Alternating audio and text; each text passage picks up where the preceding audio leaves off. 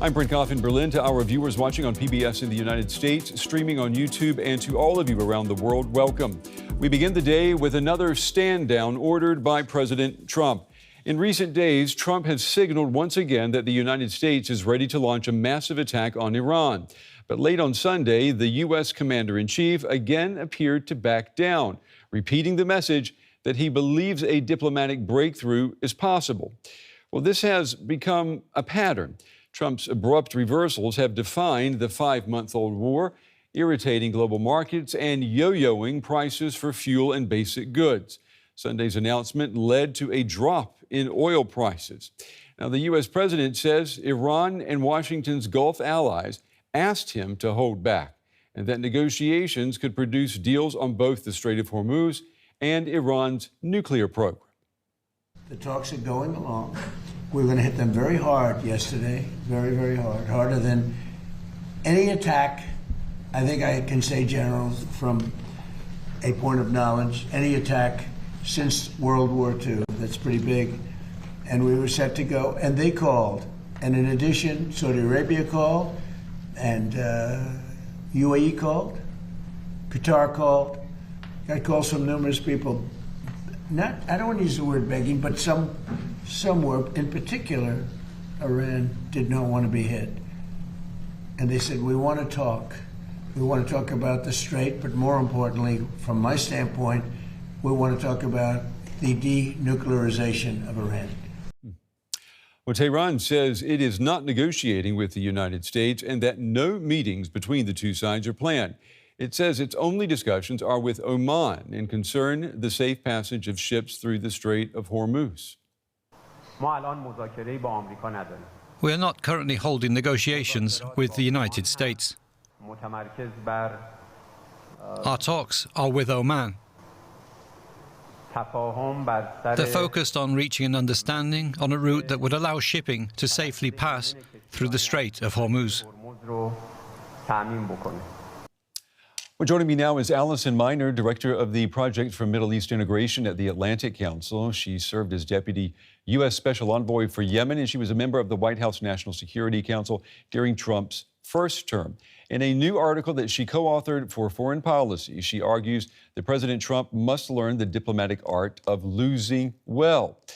She writes, that is what ending the war requires, not an admission of defeat, but a claim to victory on different terms from the ones Trump set for himself at the outset. The war was never going to end with Iran's unconditional surrender. Allison, it's good to have you on the program.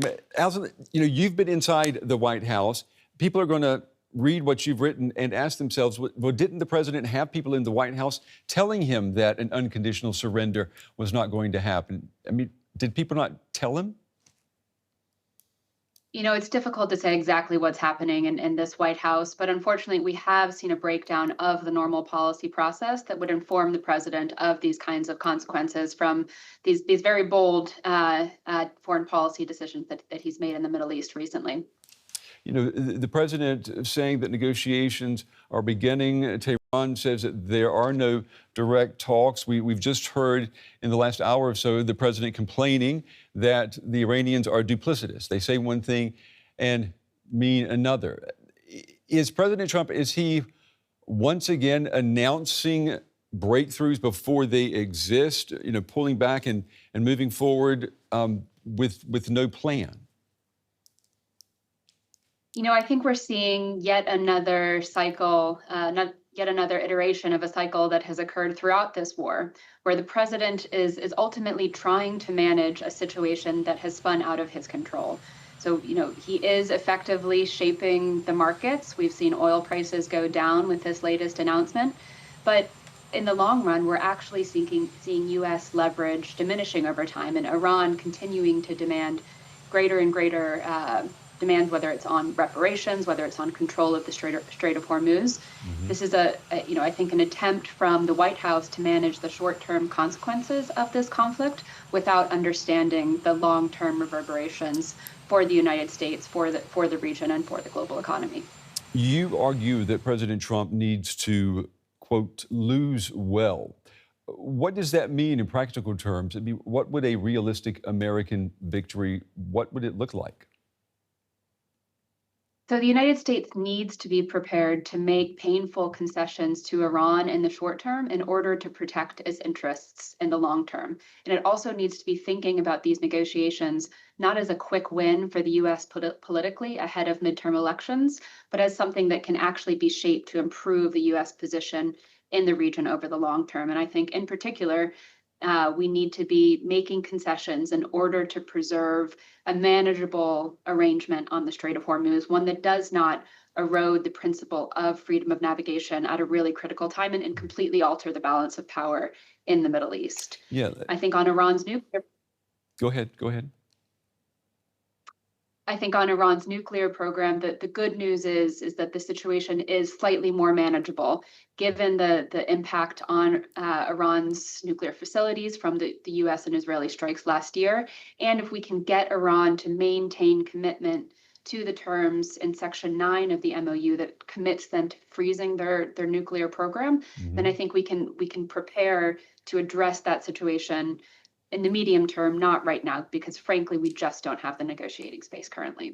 Yeah, you say that the U.S. leverage is diminishing as this war continues. Where has Washington already lost leverage? And how quickly could its position deteriorate further, do you think? I think we've seen Iran demonstrate that it is controlling negotiations, most recently today with Tehran denying Trump's suggestion that there are meetings planned and talks ongoing. But we've also seen them willing to continue escalation, so to demonstrate that they are in control of this process. And as a result, they are in a position to demand terms. Now it's not just that they maintain some control over the Strait of Hormuz, is that they dictate the passage of all ships through all shipping lanes for the foreseeable future. We've seen them now demanding reparations, not just from the United States, but also from the very Gulf allies that have suffered extensively from Iranian strikes over the past several months.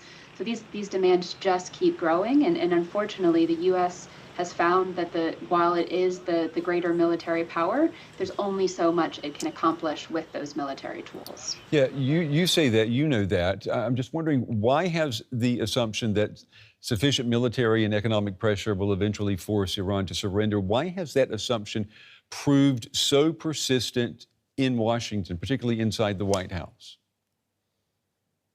You know, it's a good question. I think there are some advocates here in Washington who still want to see a U.S. ground invasion of Iran and a repeat of the kind of campaign that the U.S. led against Iraq in 2003. And I think as long as that there is a group of people whispering in the president's ear about that option, I think that you will see this allure of military force continue to be on the table. But unfortunately, I just don't see that as a realistic option currently. And you propose a limited deal centered on the Strait of Hormuz. Let's flesh that out a little bit. What would Iran have to do immediately, and what would the United States have to offer in return? What would it have to give up basically in the short term? So I think that the most important thing for the Strait of Hormuz is that Iran not be able to unilaterally control the passage of ships through the strait. Even if it's administrative control, if Iran can say that it does not want a certain ship to pass through, for example, if it dislikes what Saudi Arabia is doing on Syria, it can demand or it can prevent Saudi ships from passing through the strait and demand changes to Saudi policy. And it can do so all while remaining below the threshold of a declaration of war because, again, it has that administrative control. I just don't think we can afford to give Iran that leverage regionally or globally, in addition to the negative precedent that we could see it set for maritime choke points across the globe. So really what I would like to see is some sort of arrangement that is consistent with international conventions, and placing a sort of coordination body under UN auspices could provide that protection. In terms of what the United States has to be willing to give up, ultimately Iran has been strategically emboldened by this conflict, but they remain in a very precarious economic position. So we will have to look to those kinds of economic concessions, and we recommend, my co-author Nate Swanson and I in an article, reissuing General License X, which allows Iran to maintain its oil exports. It's something that we saw the president give away during this conflict for nothing. Yeah. So I think now we have to bring that concession to bear to try to protect our interest over the long term. And am I reading you right? The point that has to be made that cannot be sacrificed here is that America cannot be doing anything that rewards Tehran for using force to control an international waterway, right? And I think even you could say the terms of the MOU that the U.S. and Iran agreed to a couple months ago, it still looked to Tehran to bring the level of ships back up to pre-war levels. It was kind of implicitly legitimizing this Iranian assertion that they will control the passage of ships through the strait. And that's just something we have to go back to, a situation where you do not have a single littoral state controlling the passage of ships through a maritime choke point. Again, this is not the only maritime choke point globally. The entirety of the global economy relies on a handful of these maritime choke points. And if we set a precedent that one state can control, can dictate the passage of ships, can use that as a lever, whether it's an economic lever to gain resources or a diplomatic lever to gain leverage, I think we're going to see that that's going to have huge consequences globally, even beyond this current crisis. Also, you know, the point of saving face here, you argue that both sides must be able to claim victory. I mean, what can Tehran plausibly present as a victory, and what could Trump credibly present as one? Could he say, well, we've kept the Strait of Hormuz open? So for Iran, I frankly think this will be easier for them to present as a victory. They get to assert that they will have some sort of oversight role over the strait. And the reality is we've seen Tehran realize that all of a sudden the Strait of Hormuz can in fact be a more effective deterrent to prevent renewed strikes from the US, Israel, or other actors than a nuclear weapon. Tehran will maintain that deterrence. We know now that they can disrupt the passage of ships through the Strait of Hormuz, but we want to keep their ability to do so within the threshold of war. We do not want them to be able to control the passage of ships through administrative means that fall below that threshold. So I think that this creates space. Tehran gets to say it still has a role in the Strait of Hormuz, maintain that deterrent, and in addition, it will get significant economic concessions without having to address the thorny topic of its nuclear program, because we've seen that this Iranian regime is just very hesitant about negotiating on its nuclear program with the Trump administration, given the absence of trust. It's a little bit harder, I will admit, for Trump to sell this as a deal, but it allows him to mitigate the global economic consequences of this conflict. And he also gets to claim that he has not fallen into the trap of so many past presidents of a forever war. This is a way for him to definitively end this conflict instead of these recurrent cycles of escalation every couple of months that we've seen over the past year. Let me ask you, we've got about 30 seconds. How significant is the current freeze on Iran's nuclear program? I mean, does it genuinely give Washington time? We are no longer facing the kind of imminent threat that we were facing before the U.S. and Israeli strikes last year. It's impossible to know exactly until we get international inspectors back in the country to really say. But I think we can be confident that if Iran just maintains the status quo, that the nuclear problem is something that we can address in the medium term, and that we need to address not unilaterally as the United States, but as the United States working with partners in Europe, in the Gulf, who can also bring their own leverage and diplomatic engagement with Iran to bear to try to come to a more workable solution. Allison Minor. Allison, good to have you on the program. Good to get your analysis on what is a complicated situation. Thank you. Thank you.